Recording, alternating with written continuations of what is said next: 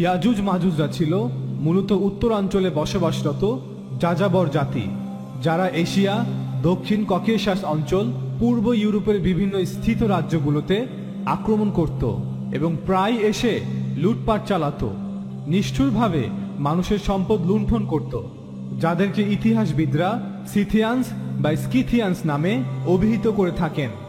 সিথিয়ানসরা ছিল সাদা চামড়ার, বাদামি লাল চুল, নীল চোখ বিশিষ্ট, অর্থাৎ ইউরোপিয়ানদের একটি শাখা গোত্র। এরা ছিল যাযাবর শ্রেণীর মানুষ, যারা পন্টিক স্টেপ শাসন করত। 700 খ্রিস্টপূর্ব থেকে 300 খ্রিস্টপূর্ব পর্যন্ত সেই অঞ্চলগুলোতে তারা অত্যন্ত প্রভাবশালী ছিল। পন্টিক স্টেপকে দ্য পন্টিক ক্যাসপিয়ান স্টেপ বা ইউক্রেনিয়ান স্টেপও বলা হয়।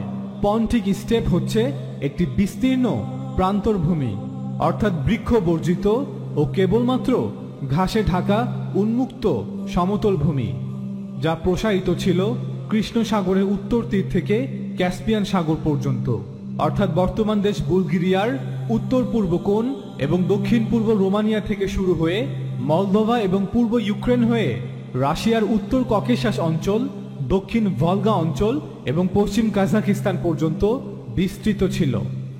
এই পন্টিক ক্যাসপিয়ান স্টেপ মূলত বৃহত্তর ইউরেশিয়ান স্টেপের অংশ ছিল, যা বুলগেরিয়া থেকে শুরু হয়ে মঙ্গোলিয়া পর্যন্ত বিস্তৃত ছিল।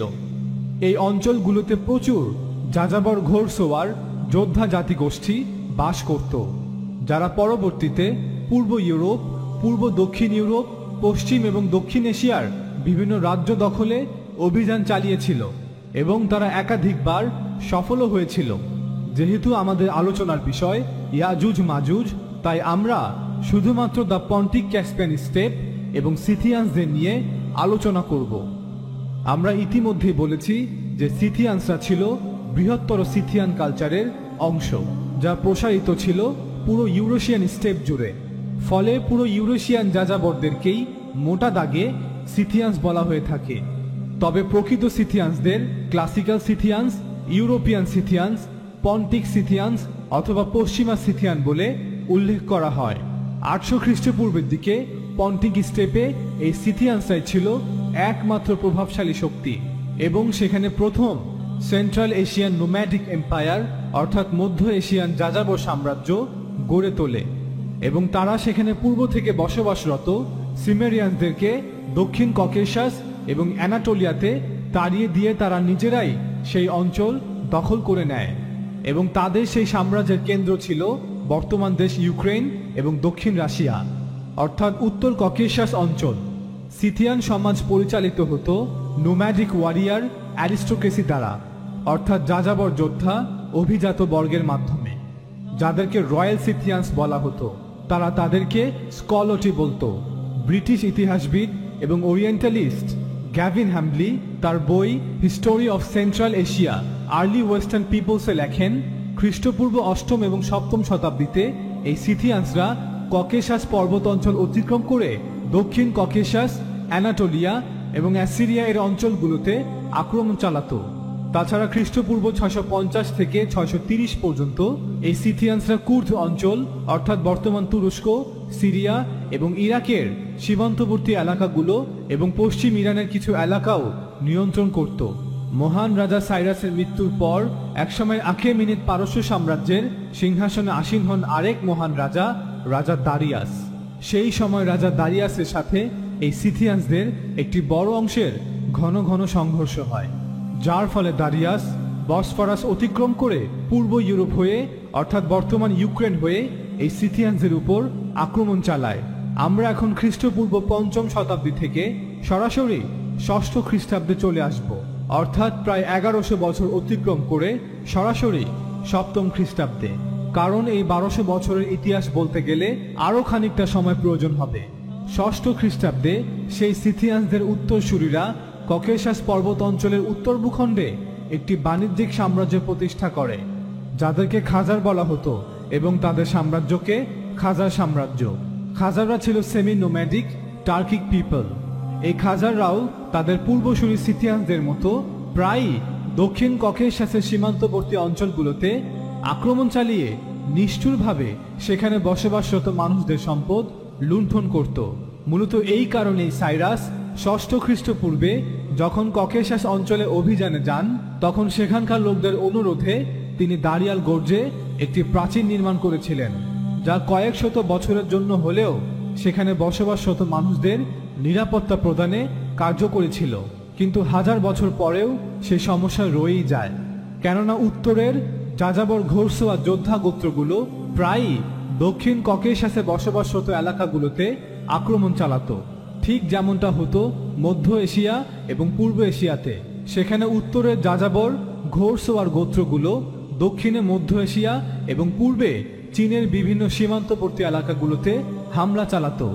তাদের হাত থেকে সীমান্তবর্তী এলাকাগুলোকে রক্ষা করতে পারস্যের সাসানিদ সাম্রাজ্য পঞ্চম এবং ষষ্ঠ খ্রিস্টাব্দে দ্য গ্রেট ওয়াল অফ গরগান নির্মাণ করে, যা বর্তমানে ইরানের গুলিস্তান প্রদেশের গরগান শহরের নিকটে অবস্থিত, যার দৈর্ঘ্য ছিল প্রায় 155 কিলোমিটার, যা পিসকামার শহর থেকে পশ্চিমে ক্যাসপিয়ান সাগর পর্যন্ত দীর্ঘ ছিল।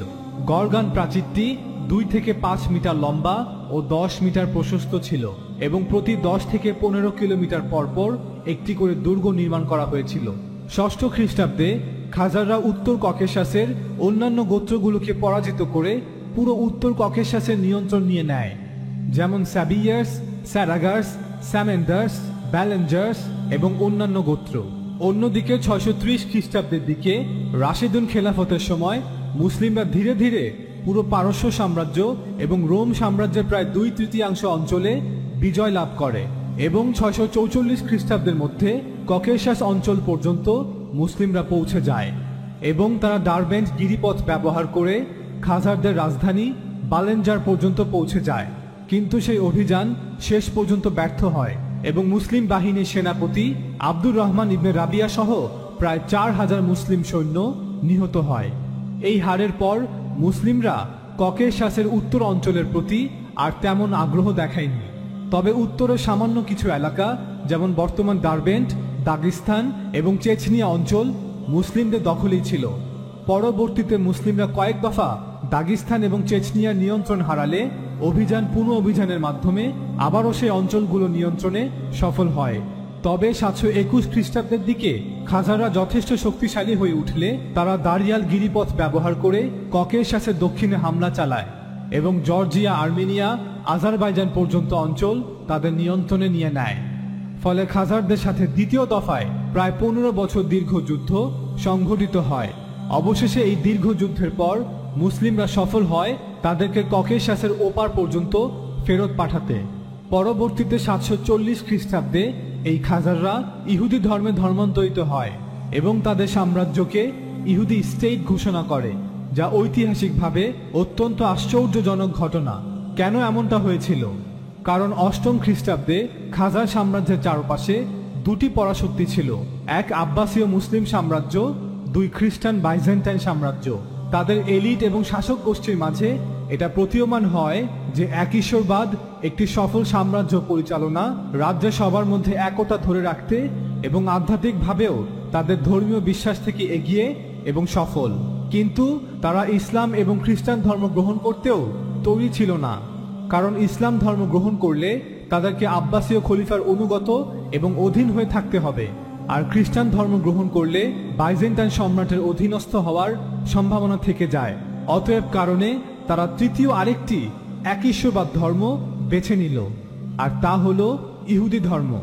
খাজারদের এলিট এবং শাসক গোষ্ঠী সহ সকলে ট্যাঙ্গারিজম ধর্ম থেকে ইহুদি ধর্মে ধর্মান্তরিত হয়ে যায়। তবে ইহুদি ধর্ম কিভাবে খাজারিয়া পর্যন্ত পৌঁছালো? বেশ কিছু সময় আগ থেকেই বিভিন্ন বাইজেন্টাইন খ্রিস্টান সম্রাট কর্তৃক জোরপূর্বক খ্রিস্টান ধর্মে ধর্মান্তরিত হওয়ার হাত থেকে রক্ষা পেতে অনেক ইহুদি সপরিবারে পূর্ব ইউরোপ থেকে দেশান্তরিত হয়ে খাজারিয়াতে শরণার্থী হিসেবে আশ্রয় নিতে থাকে এবং সময়ের সাথে সাথে ইহুদিরা দ্রুত সেখানে আধ্যাত্মিক, ধর্মীয় এবং রাজনৈতিকভাবে প্রভাব বিস্তার করতে থাকে, যা খাজারদেরকে ইহুদি ধর্মের প্রতি আকৃষ্ট করে এবং খাজার শাসকবৃন্দ এবং তাদের এলিট সম্প্রদায় রাজনৈতিক কারণে ইহুদি ধর্মকে বেছে নেয় ধর্ম হিসেবে। তবে উত্তর ককেশাসের দুটি অঞ্চল, বর্তমান রাশিয়ার দাগিস্তান প্রদেশ এবং চেচনিয়া প্রদেশ, মুসলিমদের নিয়ন্ত্রণে থাকায় সেখানে অধিকাংশই মুসলিম ধর্মে ধর্মান্তরিত হয়। বর্তমানে দাগিস্তানে প্রায় 83% মুসলিম এবং চেচনিয়াতে প্রায় 95% মুসলিম। এই অঞ্চল দুটি পরবর্তীতে রাশিয়ান সাম্রাজ্যের দখলে চলে যায়, যা এখনও রাশিয়ার অন্তর্ভুক্ত।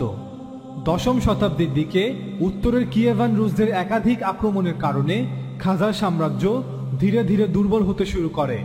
তখন প্রচুর খাজার ইহুদিরা শরণার্থী হিসেবে পূর্ব ইউরোপ যেমন ইউক্রেন, পোল্যান্ড, রোমানিয়া, অস্ট্রিয়া হাঙ্গেরিতে আশ্রয় নেয়, যা পরবর্তীতে পশ্চিম ইউরোপ পর্যন্ত পৌঁছে যায়, যাদেরকে আশকেনাজি ইহুদি বলা হয়, যারা ইহুদি হলেও মূলত ইউরোপিয়ান ধর্মান্তরিত ইহুদি, অর্থাৎ সাদা চামড়ার, বাদামি লাল চুল, নীল চক্ষু বিশিষ্ট, যারা মোটেও ইব্রাহিম, ইসহাক ও ইয়াকুব আলাইহিসসালামের বংশধর নয়। এই ইউরোপিয়ান ইহুদিরাই বর্তমান ইউরোপ আমেরিকার সকল ব্যাংকিং সিস্টেম, অর্থনীতি নিয়ন্ত্রণ করছে। এরাই 1897 সালে প্রথম ওয়ার্ল্ড জায়োনিস্ট কনফারেন্সের মাধ্যমে জায়োনিজমের জন্ম দেয়। এরাই প্রথম বিশ্বযুদ্ধ এবং দ্বিতীয় বিশ্বযুদ্ধের পর ইসরায়েল রাষ্ট্র প্রতিষ্ঠা করে এবং সকল ইহুদিদেরকে আরব থেকে এবং সারা পৃথিবী থেকে একত্রিত করে ইসরায়েলে নিয়ে আসে এবং ইসরায়েলকে ইহুদি রাষ্ট্র হিসেবে ঘোষণা করে। এবং এই জায়োনিস্টরাই আজকে গোটা পশ্চিমা বিশ্বকে সরাসরি পেছন থেকে নিয়ন্ত্রণ করছে।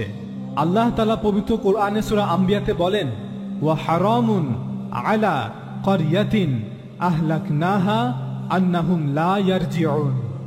যে শহরকে আমি ধ্বংস করে দিয়েছি তার অধিবাসীদের সেই শহরে ফিরে না আসা অবধারিত। হাত্তা ইযা ফুতিহাত ইয়াজুজ ওয়া মাজুজ, যে পর্যন্ত না ইয়াজুজ ও মাজুজকে বন্ধনমুক্ত করে দেওয়া হবে। ওয়াহুম মিন কুল্লি হাদাবিন ইয়ানসিলুন, এবং তারা প্রত্যেক উচ্চভূমি থেকে দ্রুত বেগে ছুটে আসবে।